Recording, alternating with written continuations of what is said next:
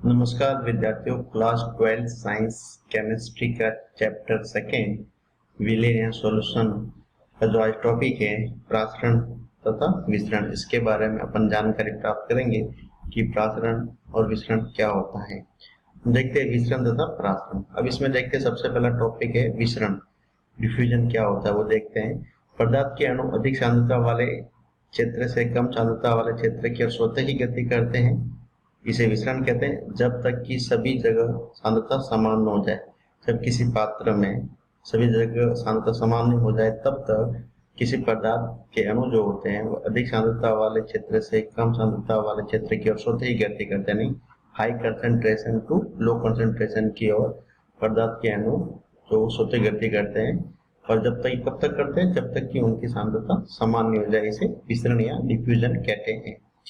आगे देखते हैं जल। जो उदाहरण है, जल में स्याही की बूंद डालने पर समांगी यानी होमोजेनियस विलयन का बनना ये एक विसरण का उदाहरण है। फिर प्रासरण यानी ऑस्मोसिस, उसके बारे में समझते हैं। अपारगम्य झिल्ली द्वारा जल के अणु कम सांद्रता वाले विलयन से अधिक सांद्रता वाले विलयन की ओर जाना प्रासरण कहलाता है।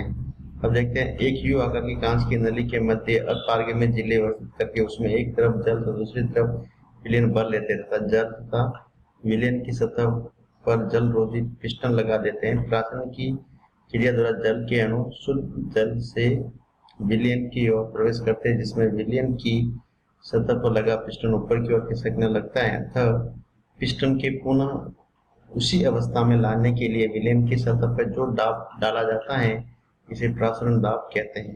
ठीक है, प्रासरण के कारण उत्पन्न दाब को प्रासरण दाब कहते हैं। अतः अपारगम्य झिल्ली द्वारा जल के अणुओं का विलय से विलयन में यानी जल के अणु कहाँ से सॉल्वेंट से सॉल्यूशन विलयन में प्रवेश करने के लिए विलयन की सतह पर जो दाब डाला जाता है उसे प्रासरण दाब कहते हैं। इसे पाई से व्यक्त करते हैं। अब आगे देखते हैं प्रासरण की क्रिया के प्रकार। प्रासरण कितने प्रकार की होते हैं उसके बारे में समझते हैं।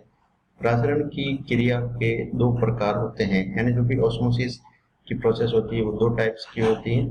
बही प्रासरण, एक्जो ऑस्मोसिस, और दूसरा अब देखते हैं इसमें एक दूसरा होता है अंत प्रासरण। पहले पढ़ते बही प्रासरण। जब किसी कोशिका को उच्च सांद्रता वाले विलयन में रखा जाता है तो विलय के अणु कोशिका के बाह्य विलयन में बही प्रासरण द्वारा गमन करने लगते हैं। ये प्रक्रिया बही प्रासरण कहलाती है। इस प्रक्रिया में कोशिका सिकुड़ जाती है। जब भी बही प्रासरण होता है तो कोशिका सिकुड़ जाती है, जिसे जीव द्रव्य संकुचन या प्लाज्मोलाइसिस भी कहते हैं। यानी इसमें क्या होते हैं, जब किसी कोशिका को सांद्रता वाले विलयन में रखा जाता है विलय के अणु क्या करते हैं, निम्न सांद्रता से विलय के अणु कोशिका से बाहर विलयन में बही प्रासरण द्वारा गमन करते हैं। इस प्रक्रिया में जो भी कोशिका सेल होती है पदार्थ होता है वो सिकुड़ जाता है। इसे प्लाज्मोलाइसिस भी कह सकते हैं, वो आपको दर्शाया गया है इसमें।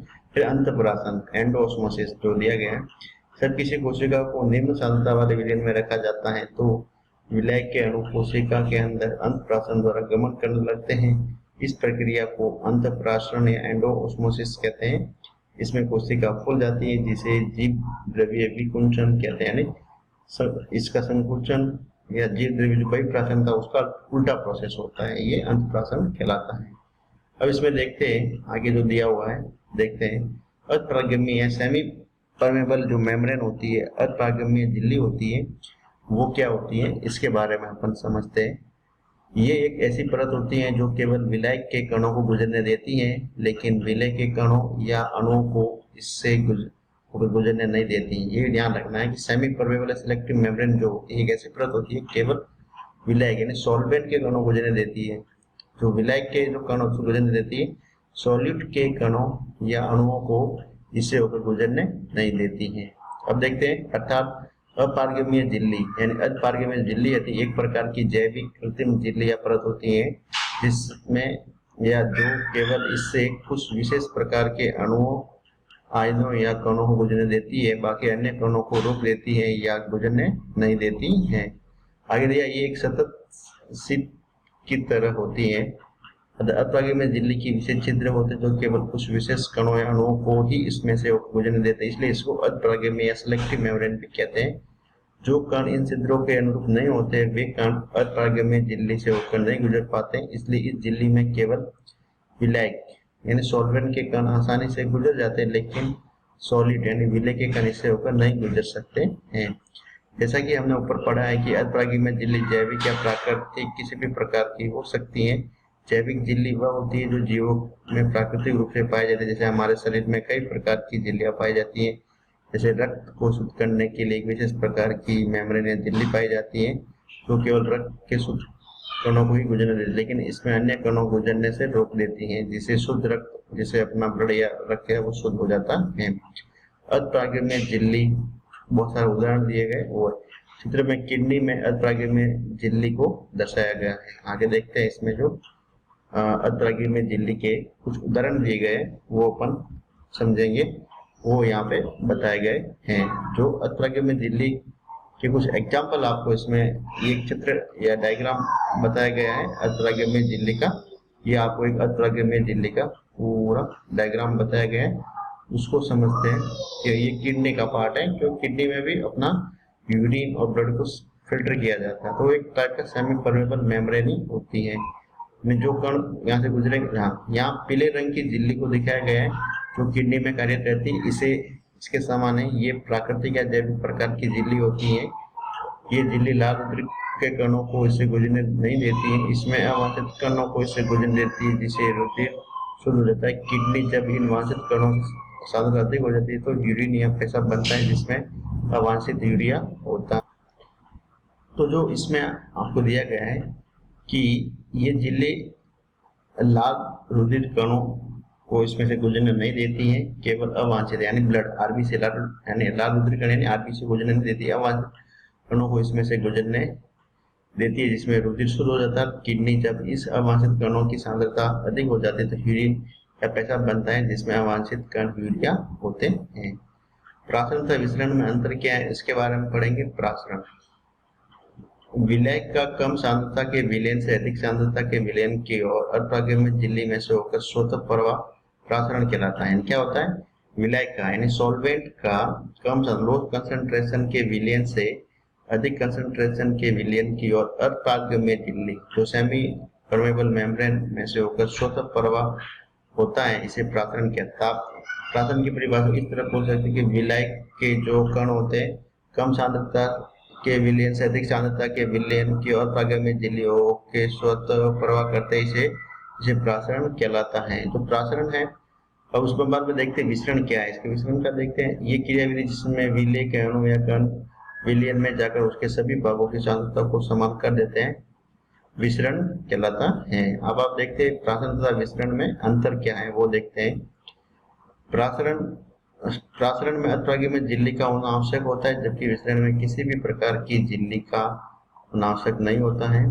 दूसरा है प्रासरण में कण का प्रवाह केवल एक दिशा में होता है, नहीं यूनिडायरेक्शनल होती है, केवल विलय के कण गति करते हैं, जबकि विसरण में विलय और विलय दोनों के कण विभिन्न दिशाओं में गति करते हैं, बाई डायरेक्शनल होता है। किसके अंदर, विसरण के होता है। तीसरा है प्रासरण में विलय के कण कम सांद्रता वाले विलयन से अधिक सांद्रता वाले विलयन की ओर प्रवाहित होते हैं, जबकि विसरण यानी डिफ्यूजन में कणों का प्रवाह अधिक सांद्रता से कम सांद्रता की ओर होता है। ये मुख्य अंतर है। फिर आगे देखते हैं नोट, इसमें कुछ एक दिया हुआ है। दो समान सांद्रता वाले विलयनों का प्रासरण समान होता है, इसे समप्रासरी विलयन कहते हैं, आइसोटोनिक कहते हैं। फिर दो अलग अलग सांद्रता वाले विलयन में से वह विलयन जिसका प्रासरण दाब अधिक होता है उसे अतिप्रासरी हाइपरटोनिक सॉल्यूशन, वह विलयन जिसका प्रासरण दाब कम होता है इसको हाइपोटोनिक सॉल्यूशन या अल्पप्रासरी कहते हैं। तो आपको ये कुछ छोटी परिभाषा है वो समझ। फिर देखिए प्रासरण के बारे में कुछ जो आपको मैंने पहले समझाया वो भी है, और एक प्रासरण का ये बुक से दूसरा है, दोनों में से जो सिंपल हो वो आप पढ़ सकते हो। प्रासरण क्या होता है, यदि जल से भरी द्रोणित्रों को रंगीन सांसनी से भरी चम पात्र कोई है पार्चमेंट पेपर की थैली से लटका दी जाए तो निम्नलिखित प्रकार की क्रिया होती है। थैली अपने में से होकर विलय के अणुओं को तो गुजरने देती है, मैंने बता दिया पहले देती है, अतः विलय के अणुओं को नहीं देती है। यानी सॉल्वेंट को तो वो थैली होती है यानी मेम्ब्रेन गुजरने देती है, सॉलिड के अणुओं को नहीं देती। इस प्रकार का विभाजन अपारगम्य सेमी परमेबल मेम्ब्रेन द्वारा होता है। या चमपात्र अधभागी में झिल्ली का कार्य करती है। यदि अधभागी में झिल्ली द्वारा विविध प्रकार सांद्रता वाले दो विलयनों को पृथक कर दिया जाए तो निम्न सांद्रता वाले विलयन से उच्च सांद्रता वाले विलयन की ओर विलायक के अणु अभिगमन करते हैं। वह घटना जिसमें निम्न सांद्रता वाले विलयन से उच्च सांद्रता वाले विलयन की ओर विलायक के अणु अधपारगम्य झिल्ली से अंदर अधपारगम्य झिल्ली के अंदर से गुजरते हैं प्रासरण कहा जाता है। जब सूखे मटर या लाल रुधिर कणिका यानी रेड ब्लड सेल या कार्पेल जल में रखी जाती है तब प्रासरण की परिघटना होती है। यहाँ कोशिका झिल्ली सेल वॉल जो होती है वो अधपारगम्य झिल्ली का कार्य करती है, जिसमें से पानी प्रवेश कर जाता है, वह प्रासरण के कारण फूल जाते हैं। प्रासरण दाब या ऑटोमेटिक प्रेशर क्या होता है, इसका एक एग्जाम्पल आपको यहाँ पे समझाया गया है। ये एक थिसिल की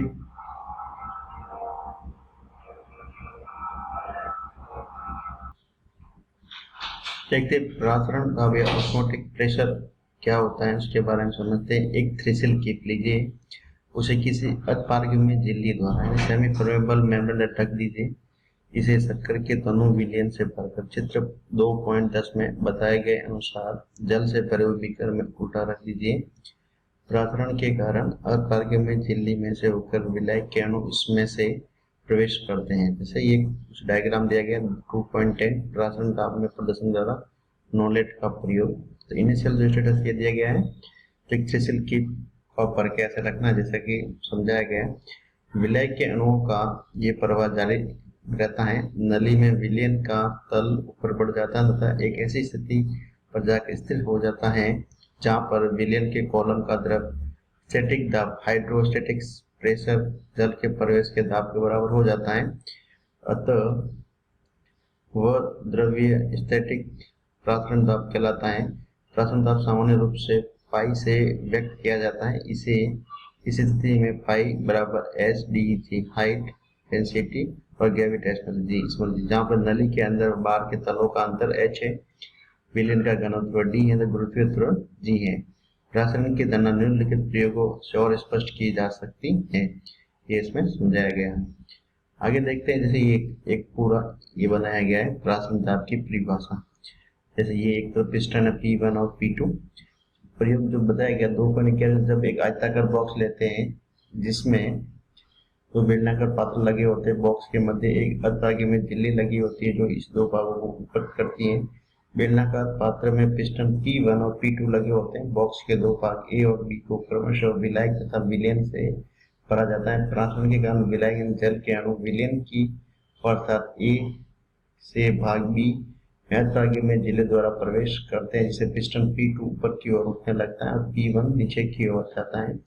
पिस्टन P2 को अपनी ओर पहले वाली अवस्था में रखने के लिए इसमें दिया हुआ रखने के लिए इस पर बार इतना दाब डाले कि दोनों पिस्टन पहले वाली अवस्था A में आ जाए, अर्थात विलयन की सतह से प्रासरण दाब के कारण ऊपर नहीं उठे। अतः इस प्रकार P2 पर लगाया गया बाह्य दाब विलयन की प्रासरण दाब को रोकने के लिए आवश्यक होता है। ये प्रासरण दाब के समतुल्य हैं। अतः तो आगे दिया गया है विलयन पर लगाया गया बाह्य दाब जो उसमें अधपारगम्य झिल्ली में विलायक के अणुओं का प्रवाह रोकने तथा तल के सामने स्थापित करने के लिए आवश्यक होता है प्रासरण ऑस्मोटिक प्रेशर कहलाता है। आगे दिया हुआ है प्रासरण दाब की वाष्प दाब परिभाषा। प्रासरण दाब की दूसरी परिभाषा वाष्प दाब के रूप में दी जा सकती है। दो बीकर लीजिए जिनमें से एक शुद्ध विलायक तथा दूसरे में से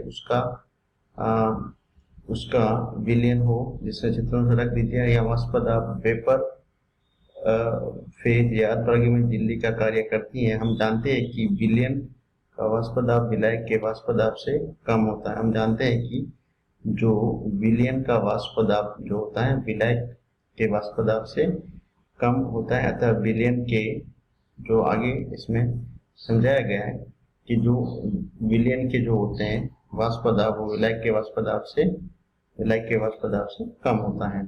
तो इस प्रकार से भी आप वाष्प दाब को परिभाषित कर सकते हैं, इसमें ये पूरा डिटेल से समझाया गया है। आगे इसमें दिया हुआ है असामान्य मोलर द्रव्यमान। वो समझते हैं कि असामान्य मोलर द्रव्यमान क्या होता है, उसके बारे में अपन पढ़ेंगे। तो इसमें जो असामान्य मूलक द्रव्यमान का है वो समझाया है। असामान्य मूलक द्रव्यमान क्या है वो दिया हुआ है, एबनॉर्मल मोलर मासेस।